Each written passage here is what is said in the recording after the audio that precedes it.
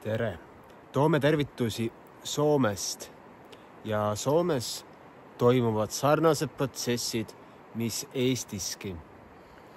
Et käisin eile oma lapsepõlve kodulinnas, kus praegu elavad mu õde ja vend. Ja sinna on rajatud suured tuulikud.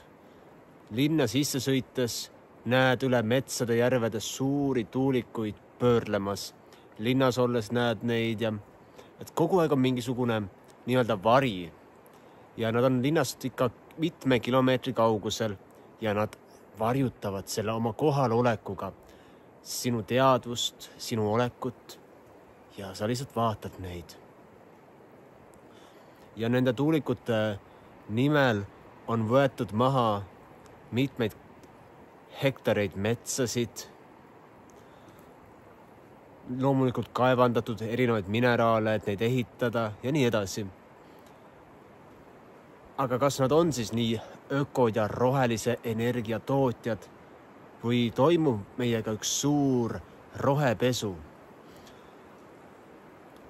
Et kui Eestis vaatame seda tuugeni kriisi või võitlust, sõda, nagu metsasõda kunagi käis, et nüüd me oleme nagu jõudnud järgmisesse faasi, et kui oli lihtsalt metsasõda, et inimesed kaitsesid loodust liigse laastamise üle raiumise äri eest, siis nüüd on hoopis äri jõudnud sinna maale, et kus tehakse meile rohepesu, müüakse midagi head, nii-öelda head inimestele maha ja tehakse selle arvelt rohepesu ja tegelikult hävitatakse keskkonda, pluss võetakse julmalt metsa maha. Me oleme jõudnud ühte väga kummalisse ühiskonna arengu faasi, võiks öelda. Ja see on globaalne fenomen, mis on toimumas. See pole nii, et ainult Eestis või Soomes toimuvad asjad, vaid asjad toimuvad paralleelselt. Et inimteadvus ärkab astmeliselt.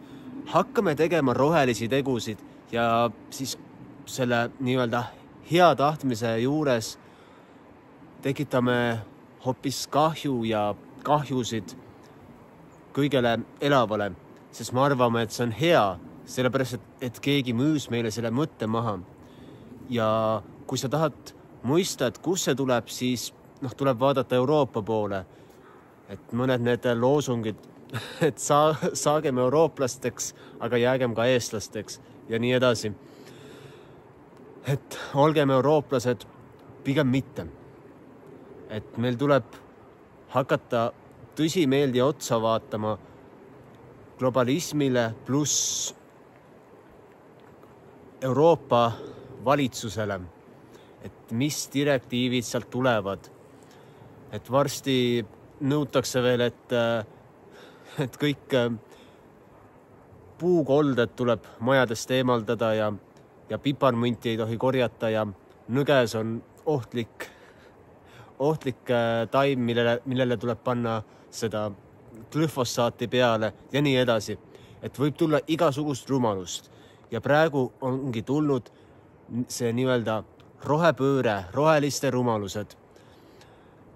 Et ma mäletan, kui olid ühed valimised, kus Anu Saagim kandideeris roheliste erakonnas sinna kas Riigikokku või mingisse teise asja.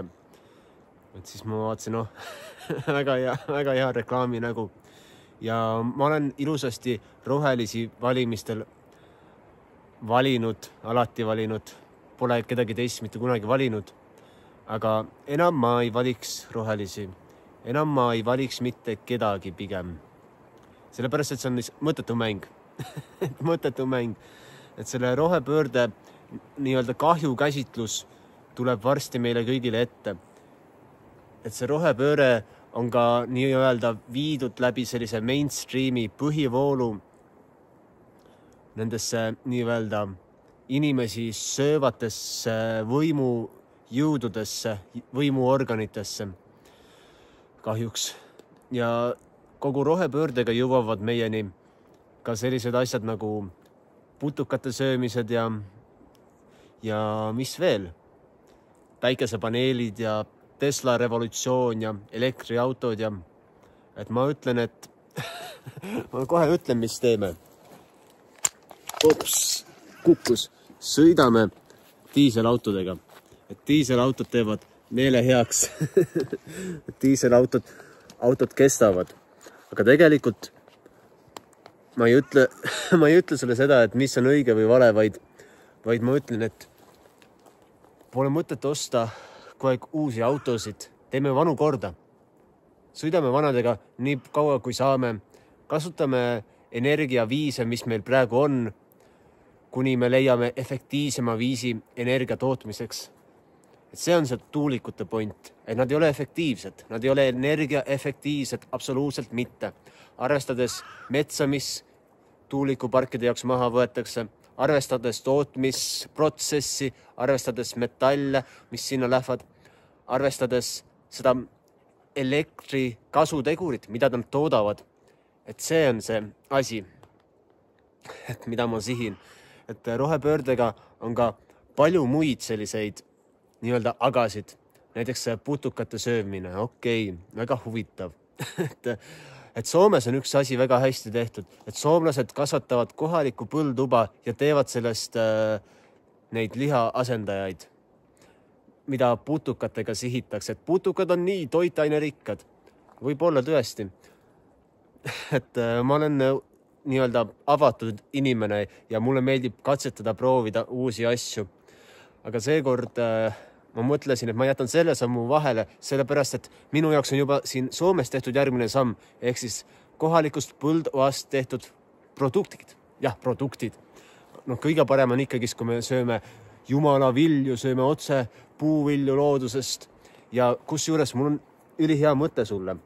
Et kui sa oled inimene, kellel on palju pappi üle, eks ju, kes tahab teha lahedaid projekte. Et Eestis on selline leiutis tehtud nagu Jundap. Ta on õhuionisaator pluss ta soojendab ja jahutab ruumi.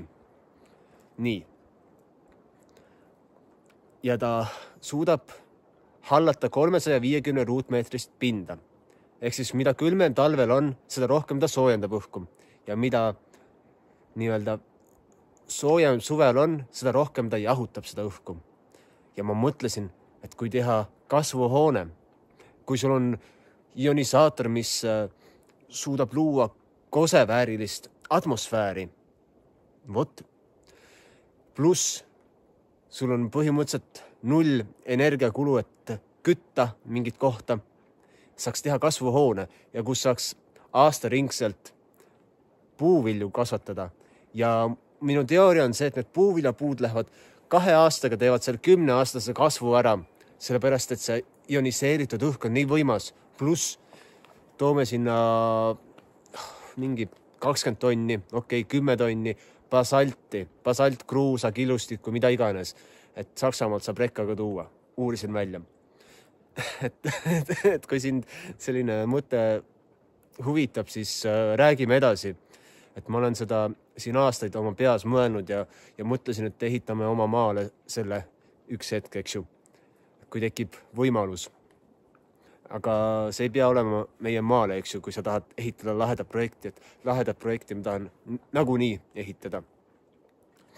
Vot see on võib-olla ka selline see mõtteviis, mida ma sulle praegu jagan, et mis asju ma siin unistan, kujutan, mõtlen välja, et kui see rohepööre toimiks ka samadel alustel, et teeme ägedaid asju, mis on tegelikult lahedad, efektiivsed, vahepeal testime neid miniatuursel kujul ja vaatame, kas nad on efektiivsed või mitte ja siis, kui on, siis paneme nad suurel skaalal kasutusse.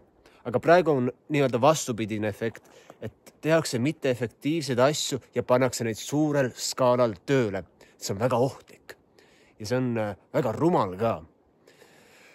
Mõni ütleb, et ära anna hinnanguid, aga vahest tuleb lihtsalt analüüsida asju ja kutsuda selget mõistust koju teatud inimestele.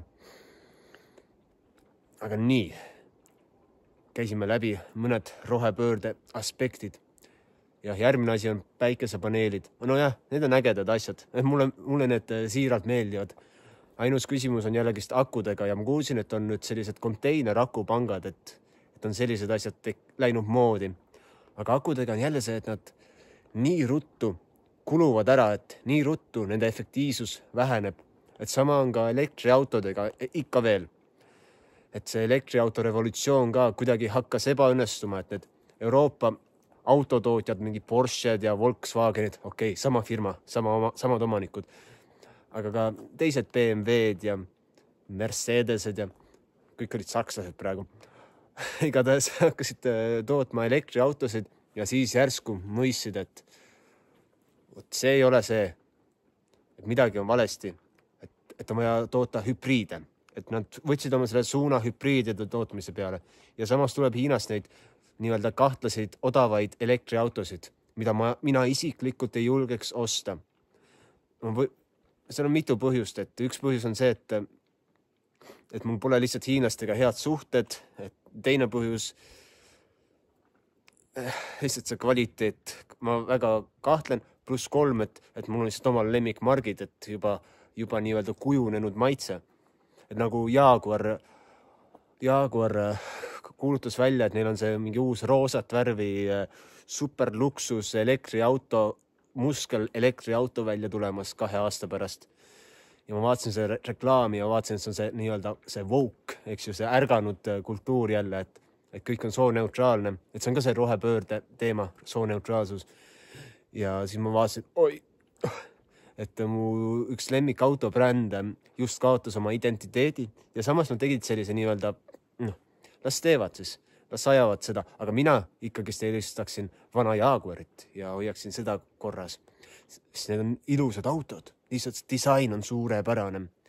Mingi 90-ndatest mingisugune Jaguari mudel, suurepärane asi, millega sõita ja mida kasutada, eks ju. Vot nii. Aga jah, see nii-öelda ärkvelkultuur on ka täiesti kummaline, müstiline nähtus. Et ma olen täiesti poolt, et kõiki inimesi tuleb sallida, kõikide inimeste poolt tuleb olla, aga kui sa jõuga proovid tekitada, ma mäletan, ma olin ühe Euroopa roheorganisatsiooni kokkutulekul, Ecoliise, esindasin EÖÜd, Eesti Ökokogukondade ühendust. Ja siis seal oli selline diskussioon, et valiti uut seda juhatust organisatsioonile. Et see on selline organisatsioon, mis toimib Brüsselist ja nad mõjutavad Euroopa rohepööret. Ja siis olidki kriteeriumid, et peab olema võrdselt esindatud mehed, naised, erinevas vanuses, erineva nii-öelda majandusliku taustaga, erinevas sellest nii-öelda etnilise taustaga. See oli täiesti nagu mingi roheline peapesu. Sest miks sa pead jõuga panema sellise kriteeriumi paika? Miks ei või olla nii-öelda loomulik nii-öelda konstellatsioon, kui leitakse kõige parimad inimesed mingit organisatsiooni juhendama või juhtima? Kui sa jõuga valid näiteks minu sinna, ma ei tea, juhatusse ja veel mingi finantskohale, see on nagu täiesti katastroof. Sest sellepärast, et ma olen, ma ei tea, valge, ma ei tea, 30, mingid sellised kriteeriumid, eks ju. Et meeste rahvas ja sellepärast, et ülejäänud inimesed on juba mingid värvilised naiste rahvaid ja kõik muu. Et siis mind on vaja panna finants sinna kohale, eks ju. Täiesti katastroof. Las olla orgaanilised konstellatsioonid. Et need viivad meid tegelikult sellise tõelise sihini ja võiduni.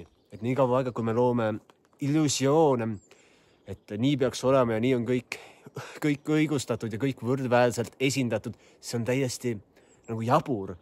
Et oli selline kriitika just hiljuti Argentiina jalgpalli meeskonna suhtes, et mis mõttes, et miks teil mustanahalisi pole esindatud. Ja siis vastus oligi, et meil Argentiinas nagu pole väga palju mustanahalisi häid jalgpallurid, kes kvalifitseeruksid rahvuskoondisesse. Väga lihtne. Et sama, et kui Eesti jalgpallikoondis läheb, ma ei tea, mingisse turniirile ja siis öeldakse, et ei saa osaleda, sellepärast, et teil pole mitte ühtegi tšuksist või ma ei tea, Kasahstanist või Põlis-Ameerikast, ameeriklasest jalgpallurit sellise etnilise taustaga. Come on. See on täpselt sama jabur, mis toimub siin maailmas ja mis eriti toimub Euroopas. Et Euroopa on millegipärast loodud väga kummaliseks viimaste kümnete aastate jooksul erinevatel põhjustel. Ja Soome on jälle üks koht, kust eeskuju võtta, et Soome otsustas hakata Euroopast kõrvale vaatama ja hakkasid tegema nüüd koostööd Ameerikaga ja hakkavad taastama oma Venemaa sidemeid ja koostööd Venemaaga.